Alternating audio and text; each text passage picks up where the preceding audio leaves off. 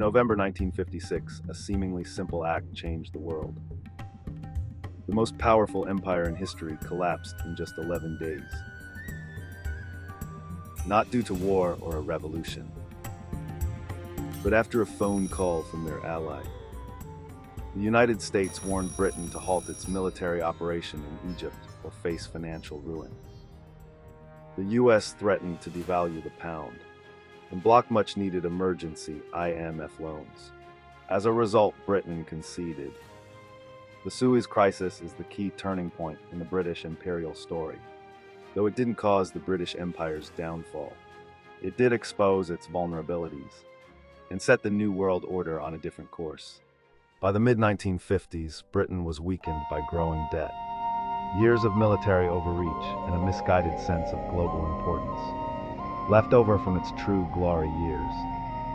The crisis in Suez quickly revealed the truth, serving as a reminder that politics is unpredictable and that nothing lasts forever.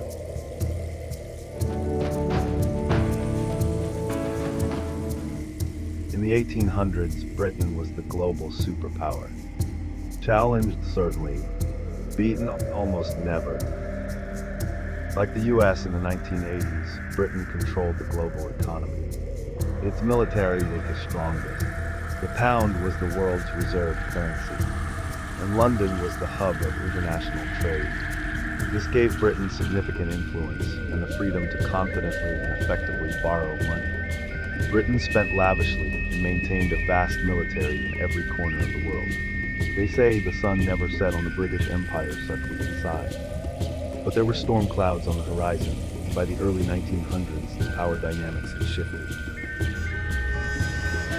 The United States had been rapidly industrializing and had quietly overtaken Britain economically. American factories were larger. They produced products faster and more efficiently. American wealth was also growing faster. The pound still officially ruled the world as the reserve currency, but only because everyone was used to it. Underneath, the foundations were starting to crack, and some were whispering that the old empire's days might be numbered as its debt soared. World War I, aside from the horror, worsened Britain's problems financially too. Britain borrowed money to finance its war efforts, and became heavily indebted to the US. By the end of World War I, Britain was a shell of the country it had been just 30 years earlier. However, instead of adapting, British leaders tried to restore the pre-war order. In 1925, Britain returned to the gold standard at its old exchange rate. Economically, this was a disaster. To maintain a strong pound, Britain had to raise interest rates. The economy struggled, not helped by the Wall Street crash. The country dipped into recession. Throughout the 1920s, jobs disappeared. Exports suffered, factories closed.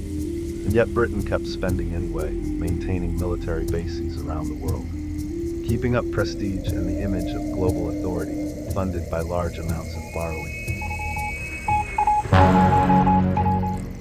World War II significantly increased Britain's debts, rendering it reliant on American loans by 1945.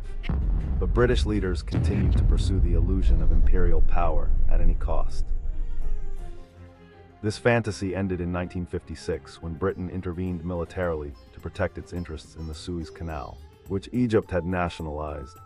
The operation was successful militarily but disastrous financially, exposing a fatal weakness.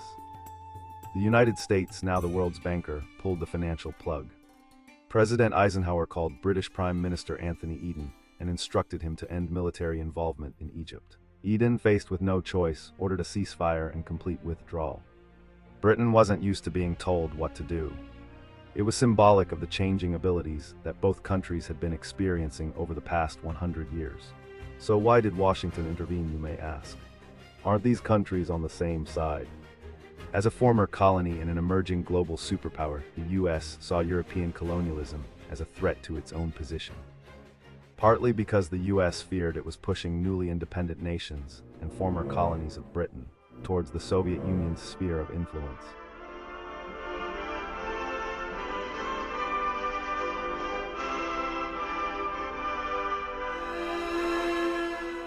However, there was another more cunning reason. America's broader global ambitions. 175 years after the American War of Independence, the United States once again weakened the British Empire, aiming to replace it with its own economic empire based on US dollars. And it worked. The US was not interested in supporting the British Empire. In fact, they were competitors rather than teammates. Today, with the US as the global superpower and China lapping at its heels, a lot of parallels are being drawn. Many economists argue the United States now faces its own version of this problem. US debt levels continue to rise. Government spending increasingly relies on borrowing. Interest payments alone are projected to become enormous in the coming years. The United States also maintains a global military footprint unmatched in history, comprising approximately 750 bases across more than 80 countries. It spends more on defense than the next 9 countries combined. Supporters argue this is necessary to ensure national security and protect its interests.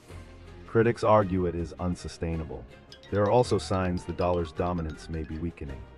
China and Russia trade more in their own currencies, and even long-standing US allies are diversifying their reserves. Britain appeared strong until it wasn't. Once trust cracked, events moved quickly. A future Suez moment for the United States could come from a financial standoff, a geopolitical miscalculation, or from something few people see coming until it's too late. Britain didn't fall because of one bad decision. It fell because it mistook past greatness for permanent entitlement. And its competitors like France, Germany, Russia, and America were no pushovers. Its true history doesn't always repeat itself, but it certainly does rhyme. And the rhyme here is hard to ignore. It's a dog-eat-dog world, as Machiavelli would say. In many ways, the US is on a very similar path to the one that Britain was on 150 years ago.